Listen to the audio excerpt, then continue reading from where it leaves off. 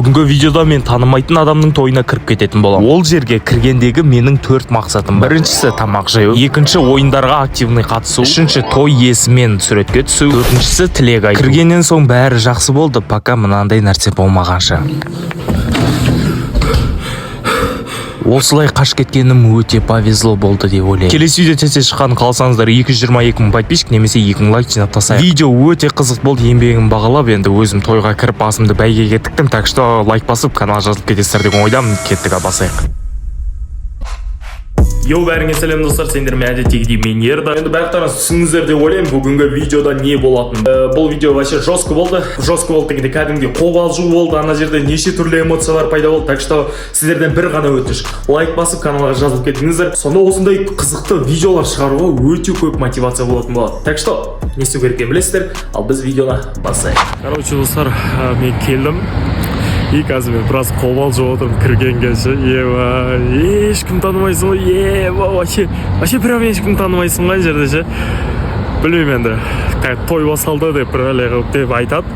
Сол кезде тихаря кіріп кететін боламын бір нәрсе қылып. И короче сіздерге осылай озвучивать етіп айтып отыратын боламын, мынау сыртқы көрінісі. А вот уже мен кіргеннен соң осылай уже беташар болып жатыр екен. В общем, біраз кісілер ортаға шығып, анандай ақша тастап, анау түдіп суда, короче сондай болып жатыр екен. И мына жерде уже отыратын ортадағы столиктарына бара жатқан кезі. И мына жерде мен өзім қарап мәз болып отырдым. Мына жерден қайтадан артқа бұрылды да, сосын қайтадан келді да, сосын барып отырды.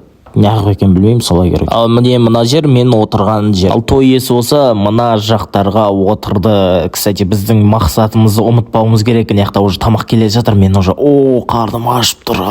Тез келсін деп отырған кез. Бізде қозғалмайық дегеннен азғантай үзіліс жариялаған жайымыз бар. Дегенде уақытты үзіліссіз тиімді пайда. Деп, короче, үзіліс жариялады. И сосын барып бір кішігірім ойын ойнай бастадық. Короче, бұл ойынға енді мен активный қатысуым керек. Өйткені менің мақсаттарымның арасында бұл болды. Сіздер де бұл ойынға активный қатысып отырыңыздар. Қазір шартын түсіндірем. Короче, сурет шығады. Сол суретте адамның есімі жасырылады. Типа, суретте бір қимыл ма, бір зат па, бір нәрсемен адамның атын жасырады. И соны табуларыңыз керек. Так что комментке жазып кетіңіздер. Почти бәрін дұрыс тапқанға, либо біраз тапқандарға. Короче, лайк басып отыратын боламын дұрыс тапқандарға. Кеттік. Короче, міне мынау біріншісі. Не знаю не екенін өздеріңіз қарап ойланып көріңіздер. Маған бұл кезде сразу ойыма түспеді. Еще көре алмасаңыздар, мына жақта нормальный экранмен көрсетілген. Не де ойлайсыздар? Ал міне мынау екінші сурет.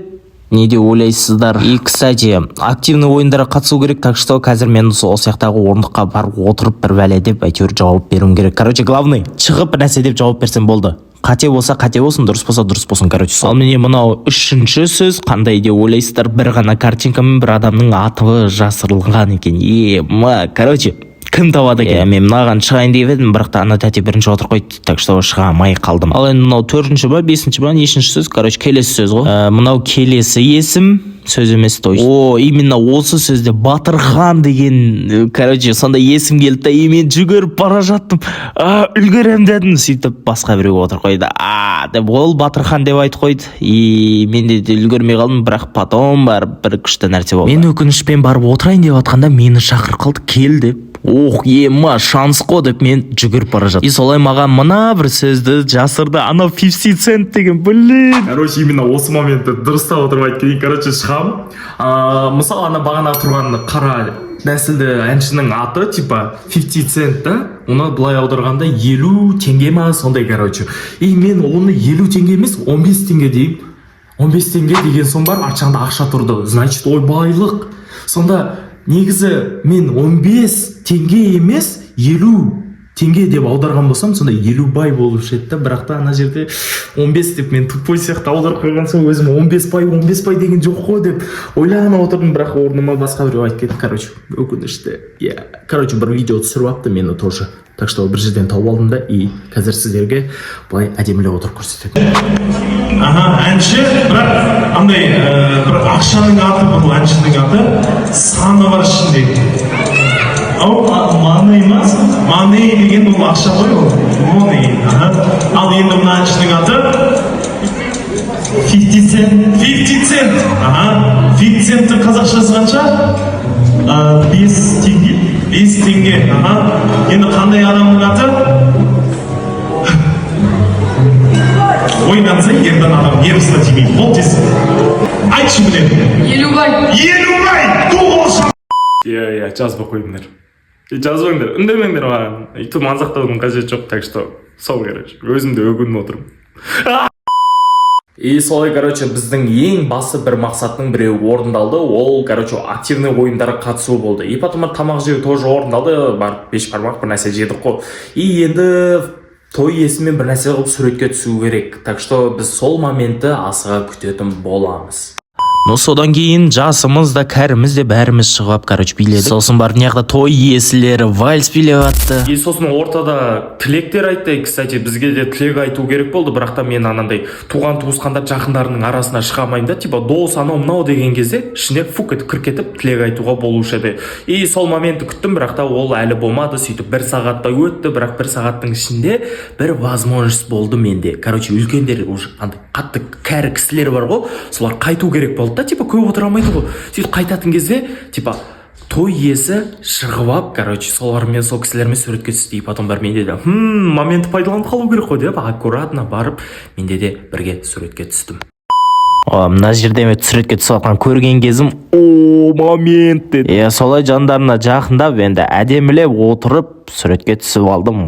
Кайфен. Короче, достар, көргендеріңіздей, короче, примерно 3 тапсырманы орындап біттім.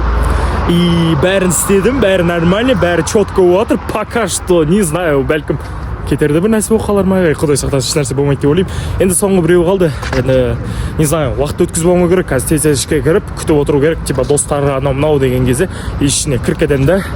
И енді білмеймін, қалай болса да тілек айтуға тырысу керек. Мына жерге манты келген кез. И солай мәз болып отырдым, манты келді, манты жеп оттық. Короче, сөйтіп күшті болып отырған кезде, короче, андай бір ақша жинап жүрген кісі ма, короче, біреу келеді да, бүйтіп маған қарап тұрады. Басында қарап жүрген маған бүйтіп қарап қояды.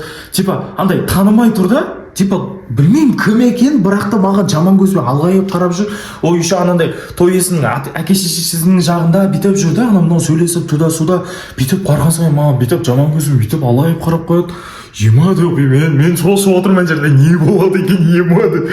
Потом бар бір уақытта, короче, мен далаға шығып келейін деп, далаға шығып бара жатқанда, короче, сол кісі тоқтатып алады да, есіміңіз кім, анау мынау деп бүйтіп сөйлесе бастайды ғой, короче, сосын бар мен жүрегім дүрсілдеп кетеді да, мен айттым, пожалуйста, әжетханаға барып келейінші дедім да, әжетханаға жүгіріп отырып кірдім, и содан соң бір жарты сағат отырдым, сол жақтан шықпай отырып, жарты сағаттан соң аккуратно шығып, әйтеуір бір нәрсе қылып қашып кеттім десем болады. Потому что білмеймін, мен бір жаман бір сезім болды, сездім бір нәрсені.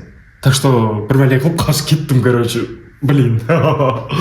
Как же страшно. Короче, надеюсь, видео ұнады деп ойлаймын. Блин, стол қалған болсам не болушы еді деп ойлаймын да.